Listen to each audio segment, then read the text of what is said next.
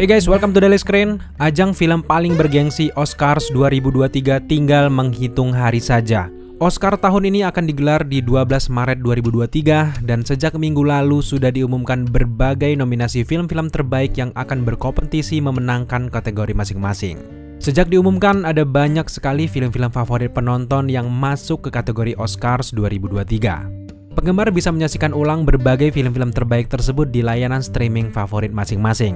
Di Indonesia ada Klik Film yang tidak ketinggalan, ada beberapa film di layanan streaming ini yang juga masuk ke nominasi Oscars. Salah satunya ada Aftersun dan juga 3000 Years of Longing. Karena 3000 Years of Longing masuk nominasi Oscars, pastinya kita sangat penasaran dengan film satu ini. Dan yap, inilah review kita setelah menyaksikan 3000 Years of Longing.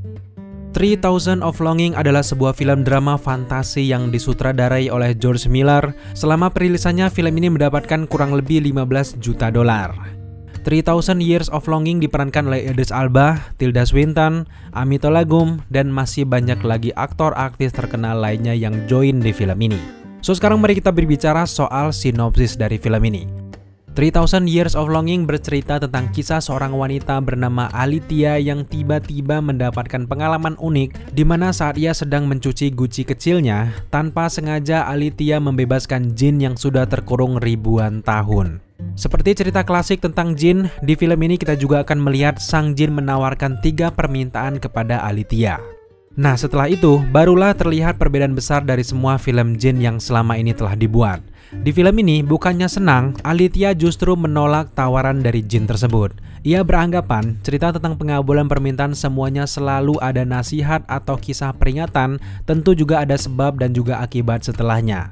Alhasil, si jin makin pusing karena jika tidak mengabulkan permintaan tuan barunya ini, maka ia akan binasa atau kembali terkurung lagi. Sejak awal film kita sudah melihat bagaimana Alithea bersahabat dengan sang jin sembari sang jin menunggu apakah Alithea akan membuat sebuah permintaan. Di sela-sela inilah kita diceritakan kisah sang jin dari pertama kali terkurung di masa lampau, lalu melewati hidup ribuan tahun terkurung bebas, kemudian terkurung bebas lagi, dan nasib sialnya yang tidak ada orang mau menyelamatkannya. Satu demi satu kisah jin diceritakan semakin menarik dari zaman ke zaman, era ke era, abad ke abad, akan selalu ada tuan baru bagi sang jin. Yang berbeda di sini adalah sang jin selalu bernasib sial dan menemukan berbagai macam karakter tuannya yang tidak terduga. Sampai pada akhirnya di film ini ia bertemu dengan Alithea. Dan yap, di film ini Alithea sudah mendengar semua cerita jin dan pada akhirnya Alithea merangkum semuanya dan melakukan sesuatu yang menyentuh untuk sang jin. Satu hal yang membuat film ini beruntung adalah konsep cerita yang disajikan sudah dibangun sejak lama. Cerita tentang jin memang relate untuk semua negara.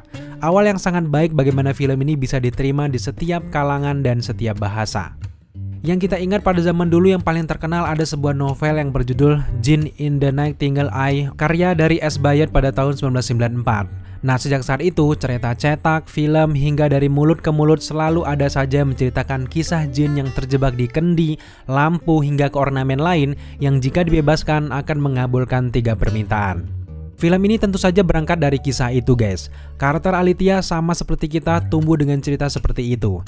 Sampai pada akhirnya kisah itu sampai ke dirinya sendiri dan ia sangat muak dengan sebab akibatnya.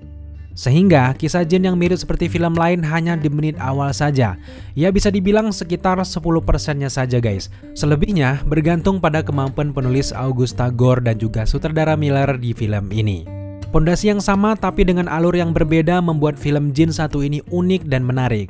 Tidak mengulang-ulang cerita klasik, ada sisi berbeda yang diimprovisasi lebih dalam sepanjang film yang membuat kita larut dan tanpa sadar ikut sedih mendengar kisah sang jin. Di satu sisi penonton akan diwakilkan dengan penggambaran karakter Alithea yang merasa ini seperti tidak nyata. Namun di sisi lain juga cerita jin terlalu nyata dan kita terbawa percaya bahwa ini cerita beneran bukanlah fiksi. Transisi cerita yang sangat halus dengan pembawaan Idris Elba sebagai jin yang serasa mendongeng ke penonton membuat kita larut asik mendengarkan sisi berbeda dari sang jin. Tidak terlalu bertabur CGI yang megah, tapi film ini menjual sinematik yang luar biasa.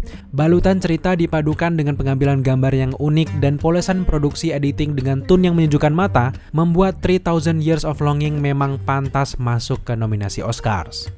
Chemistry antara Idris Elba dan juga Tilda Swinton juga menjadi faktor penting berjalannya film ini.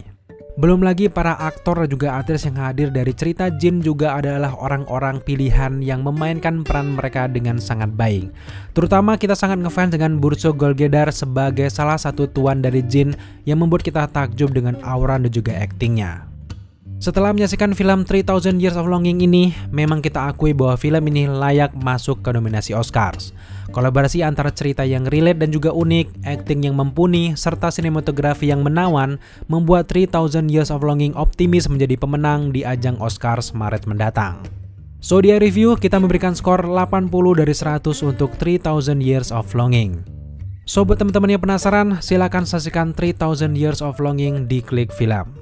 Thank you buat teman-teman sudah menyaksikan review kita kali ini. Jika kalian suka dengan konten seperti ini, jangan lupa dukung kita dengan cara subscribe, like, komen, dan share. Serta jangan lupa juga untuk nyalakan notifikasi agar kalian mengetahui apabila kita mengupload video setiap harinya.